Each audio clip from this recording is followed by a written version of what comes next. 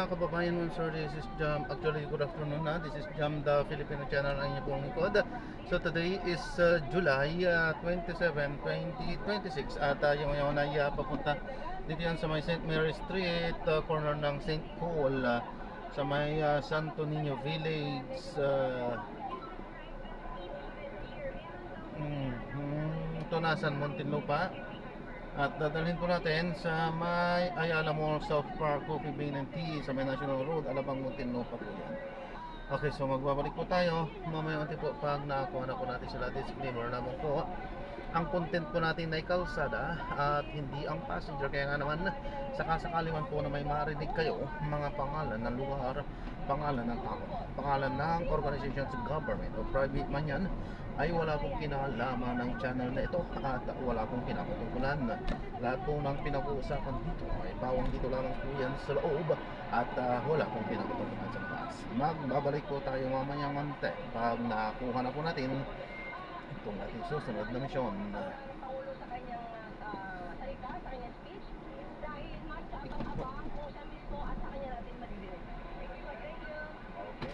Ayan, Peter at Pick up po, sir. Ay, ma'am. pakinggan natin yung Pick up po, grab po. Mamaya na lang po kayo mag-kabahan. Labas po kasi namin. Ah, 5 pesos po. Babayaran po talaga? Alam ng passenger po yan?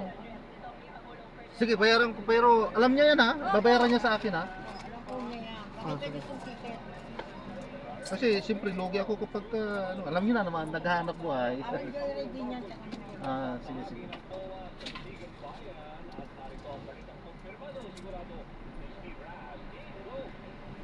Alam niya yan. Pero hindi yan. Alam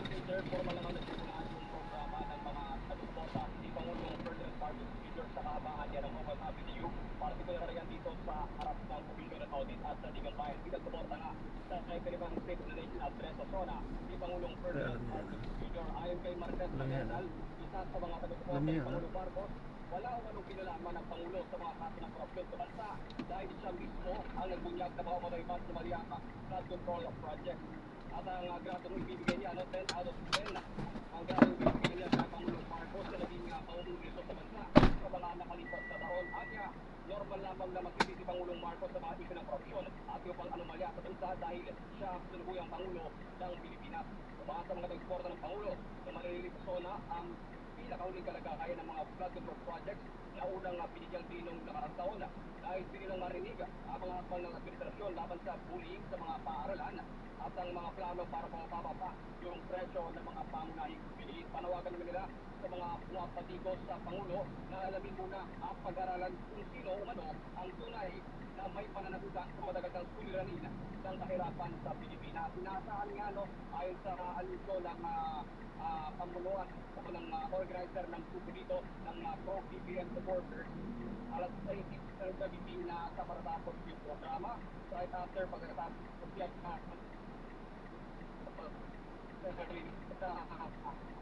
ni Pangulong Mark Jr. sa kanyang zona. So yan muna yung sigurado mula sa Pagkatapos 126. So Radyo Patrol Steve Raz, TCNN. Maraming salamat, Steve Raz. At sa puntong ito, balikan natin ang mga pangyayari sa loob ng batasan. Narito ang balitang kumpirmado, sigurado, hatid ni John Garner. Go ahead, John.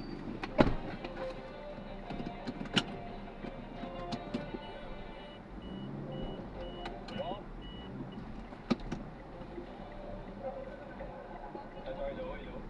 Yeah, go ahead, we hear you. Tuloy, John. Hindi nag-automatic na. Okay, balikan natin mamaya si John Garner kasi medyo hirap ang signal ngayon. Siguro sa mga nagmamadali. Yes. Oo. Hindi ka ba na-traffic kanina? Sa Commonwealth? Kala ko nga sumabay yung INC pero makikita sa mga simbahan. Okay. Maraming salamat sa ating mga masisipag na Radyo Patrol.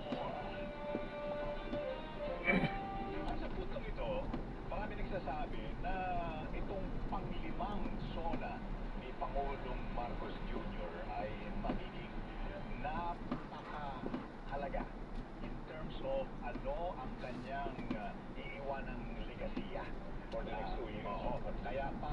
naman tayong himayin at unawain kung ano nga talaga ang kasalukuyang lagay ng ating bansa at ano ang mga pananaw na napakahalaga para makumbinsi ng Pangulo na tayo ay dumadaan lang sa ilang pagsubok at sa malaot madali ay makakaalpas din tayo.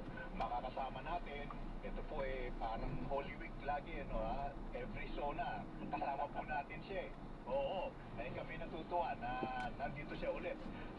Studio mismo. Studio po ito, complete with coffee. Ang ating professional lecturer of public administration, University of the Philippines, at former dean ng National College of Public Administration and Governance, University of the Philippines, Diliman, ang nag-iisang si Dr. Edna Go. Magandang hapon po, Dean, and welcome back to DZMM. Magandang hapon, Peter, and of course, Good morning po, Ma'am Neil. salamat Po, Ma'am Neil po. Ano? para pag-usapan natin ang mga issue. Ma'am or Sir Neil? Tama po. Apo. Ma'am, siningil po ako 10 dito. Sige lang. Dagdag ko na lang. Sige po. Mag-express sa'yo na tayo kuya para mabilis. Sige po. Bakit napakahalaga nitong zona na ito? May soda nga pala. Oh, mamaya. Grabe traffic niyan, mama. na magsisimula na Tama ang ba? muling Exit dalawang dito. taon ng Tama. panunungkulan ni President Marcos Jr. Pangalawa, and maybe there are several others, pangalawa po ay napakataas ng political tension ngayon. What can you say about that, ma'am?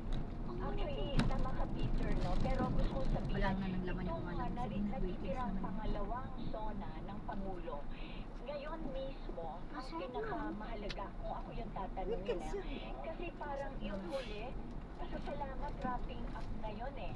Parang wala nang, ng kanyang kabuuang 6 years sa administrasyon.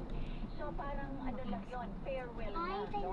Pero ang mahalaga, itong huli, na kung saan ito yung tatatak talaga sa mga tao. Yung nakaraang Dalawa kay nanay. limang taon Yan na lang sa bahay, nangyari, patay ka malog na yung yun. ginawa niya, at saka ito, May napaka-masela, ginagawa si mami, umusok, ang dami bigla niya tayong trabaho. nagulat doon sa kompleksidad ng mga pangyayari ngayon, no?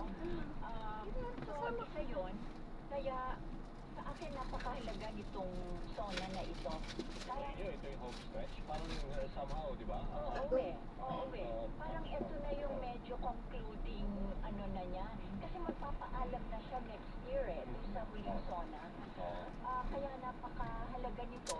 Pero kung ako yung tatanungin, biglang ang daming komplikadong pumutok itong panahon na ito. No? Parang natutuwa tayo nung nakaraan. Halimbawa, nangyari nung last year. itong nakaraang taon, Peter, parang napaka-complicated no? So, Danny, sorry. Ang ano kasi is, bakit biglang lumabas ito? Nagulat tayo. Kasi Nagpindot-pindot last year, lang po ako. Wala akong balance pala sa RFID.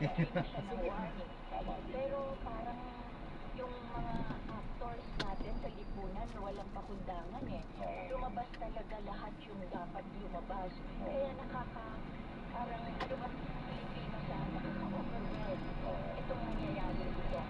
Sa akin napaka-komplikado nito para sa administrasyon. At dapat ano lang, buo lang yung loob ng administrasyon.